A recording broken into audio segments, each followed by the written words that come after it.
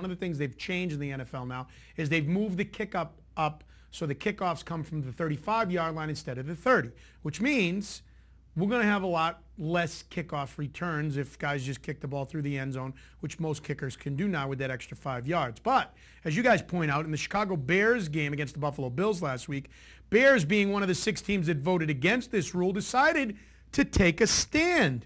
And what they did during the game, until they were told not to do it, was to kick off from the 30-yard line. A defiant move that head coach Lovie Smith addressed after the game by not addressing it. And they just said they did it until the officials on the field who didn't notice, but Vice President of Officiating Carl Johnson, as you point out in your blog, put a stop to it. According to the Twitter account, Johnson's predecessor, Mike Pereira, he called down and he told them to stop doing it. What do you make of this story, Doug? Well, it's ironic in that the increased touchbacks, there were actually more than twice the touchbacks in the first week of the preseason as there were in the fall 2010 regular season. Small sample size, but you can definitely see that there's going to be it's going to be pretty heavily affected by that. As far as the kickoff rule itself, I mean, the Bears had the best starting field position of any team last year. I believe it was about the 33-yard line. And that, I mean, it's not just that you set your team up for special teams. Everything is affected by that. You know, how you put your drives together. You know, what kind of offense you have. If you're starting at the 33 instead of, say, the 25, like some teams are, like, you know, if you're the worst in that regard, starting drive position, that's almost a full first down. So it's going to affect games. It's going to really affect teams like the Bears, like the Seahawks, like a few other teams that have really set their franchises up to succeed in special teams and find that as an avenue for success. I don't think this rule will last longer than a year. I think a lot of teams will come back and vote it out at the next owners' meetings. I thought it was an overreaction by Roger Goodell and his security vice chief, Ray Anderson.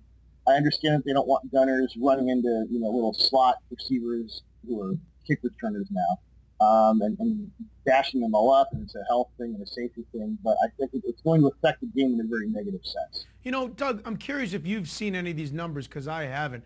The logic behind all of this was that they wanted to stop a lot of the high-speed collisions, and so many guys get hit on kickoff returns. Have there been any documented numbers that there are more injuries on kickoff turns than, say, punt returns or when a guy in an open field? I mean, there are less plays on special teams. I don't know how you could quantify this, but I kind of dispute that in my mind. Well, part of the problem is most of the guys who would get injured on a kickoff return are second to third level guys. They may not be active in an injury report anyway. So it would be very difficult. You'd have to go back through the team's actual injury lists week to week and split it up into, you know, who got injured on a kick, who got injured on a punt return, things like that. I don't believe there's any data. I think there's a very kind of ready, fire, aim sense to a lot of the things that Goodell does. And I think this is another case like, this is a problem, so we're just going to over-administer it. And, you know, it's not something I like. I mean, the Bears still had a 70-yard kick return in that game. Johnny Knox put one up. But again, you're talking about starting field position. You're talking about drive efficiency. You're talking about things that affect how you put an offense and defense together. I think it's going to be – I don't think Goodell put enough thought into how this would affect the game. And I think that's something that's common to him. I don't think he put in mind how much the safety rule could affect the game by putting them in halfway through the season as he did last year. I think he tends to just enforce things when he feels like it. And I was surprised that so many teams voted it in. There were only 6 who decided not to. And as I said, I think that's going to be a very different number come next owners' meetings in March of 2012.